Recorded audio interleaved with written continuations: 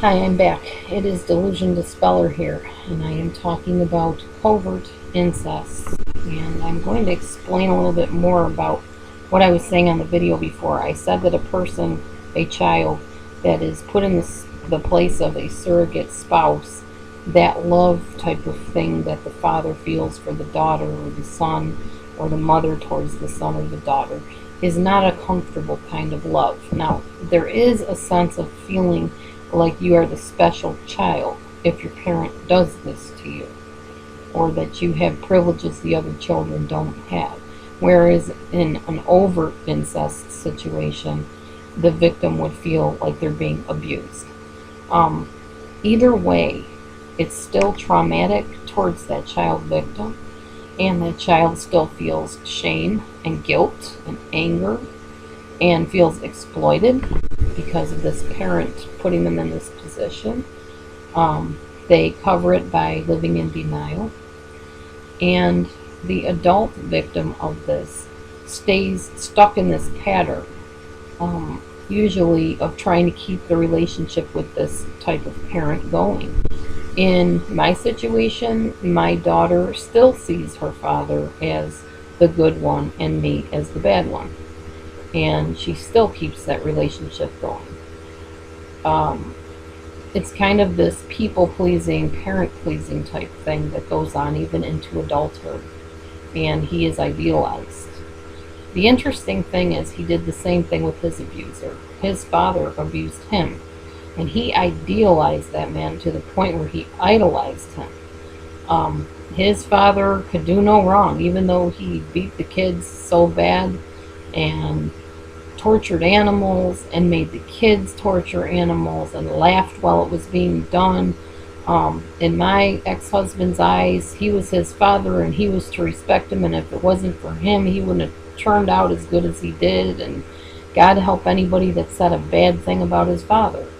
But his father was a messed up pedophile, in my opinion, who molested both of his own daughters, his daughter and his stepdaughter, and God knows what he did to the other children.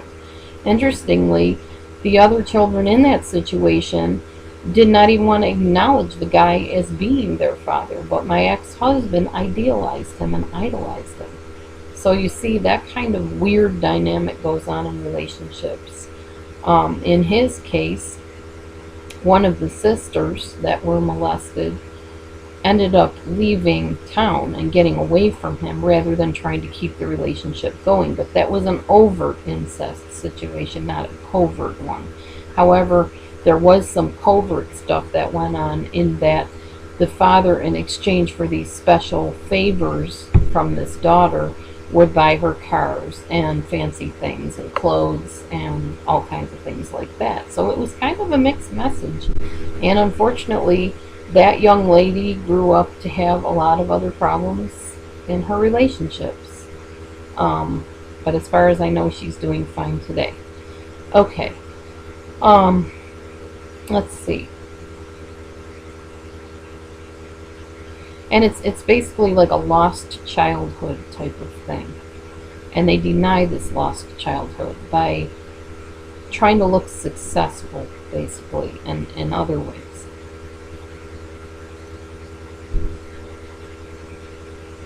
A lot of times, if the child as an adult maintains this relationship with the incestuous parent, it plays a bad role on her other relationships, where she's not able to bond with the new people that are coming into her life, because there's always this thing with father or mother that's in the way there. If you are the surrogate spouse as a child to both parents, that is really, really bad. You lose your identity, and your inner life just feels like it's in chaos. You feel very lonely, empty, very confused about your own feelings and choices and wants, and you become to the point where you feel pretty worthless and inadequate. Outwardly, you might look like you have it all together, you can do it all, and you can even take care of other people, and you're good at it. But deep down inside, you know you're just pretending, and or maybe you don't know. You may have stuffed those feelings down so far that you don't realize you're just pretending. But you leave the impression on other people that you have it together and you don't need anything or anybody, but you can take care of everybody else when inside you're falling apart. And a lot of these women have a lot of fear of men too. And I imagine a lot of the males have fear of women because of this kind of distorted upbringing. Now here's the danger. And I went through this with my own daughter, unfortunately, a couple of my daughters. When you rely on a child as a confidant and an advisor to tell you what to do in your own adult life, they give advice based on a child's mind and ability, sometimes based on fantasies. And the thing is, at any given moment, you may ask them a question and they might become very critical of you. And that's really hard hearing that from your own child. I used to confide in one of my daughters about problems with her dad and me, which was very wrong, but I didn't know what else to do. I didn't have a counselor of my own at that time, and I felt like the people that I was talking to really didn't understand how bad living with this narcissistic man could get. So I relied on my daughters because I figured, well, you see what's going on, children, so you know. And there were times they said to me, you are the parent, Mom. You're supposed to give us the advice. How weird is this that we're advising you? I even have one of my daughters that still tries to boss me around and take control of my life when I'm with her. And it's because she got put in that position. A lot of times they had to help raise their brothers and sisters, also very unhealthy. We see this in a lot of large families. And it's not good because children need time to be children, not surrogate parents. And then the one day I asked my daughter something about my future husband, and she pretty much told me, you're not going to like what I have to say. And basically she was saying that she didn't necessarily agree with my decision to be getting remarried to him, that he had too many problems, and she was concerned it wouldn't turn out well. Well, I didn't want to hear that. What am I going to do? Slap the kid around and say, how could you tell me that? That's the danger of relying on your children for adult decisions. They can be helpful to an extent, but they're thinking as children, and they should think as children and not be placed in a position to carry your adult burdens on their shoulders, period. Let's see.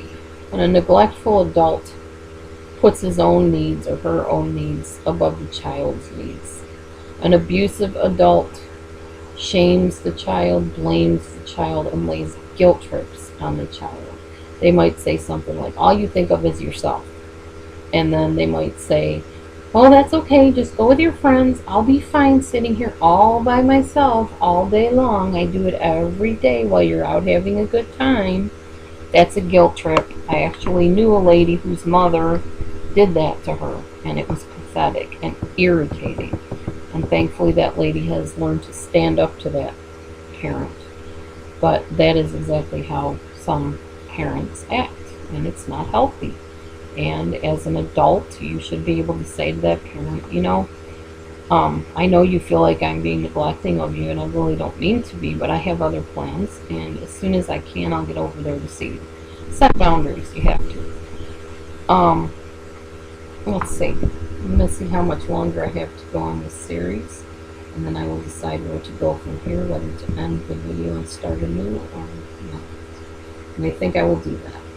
Okay, so if you are in an abusive situation, as always, if it is safe to do so, please leave the situation. Do not keep the secrets. The hidden things that stay hidden are the most dangerous. If you cannot get out of your situation, if it's too dangerous, please at least tell somebody the situation you're in so they can find you suitable help. You do not have to be anybody's doormat or puppet, and you do not have to let people push your buttons. It's all a choice, and you do have that choice. Whether you feel like you do or not, sometimes it's worth the risk. Just take calculated, careful risks. I am going to go on to my next video shortly. Thank you for watching, and God bless you. Stay tuned.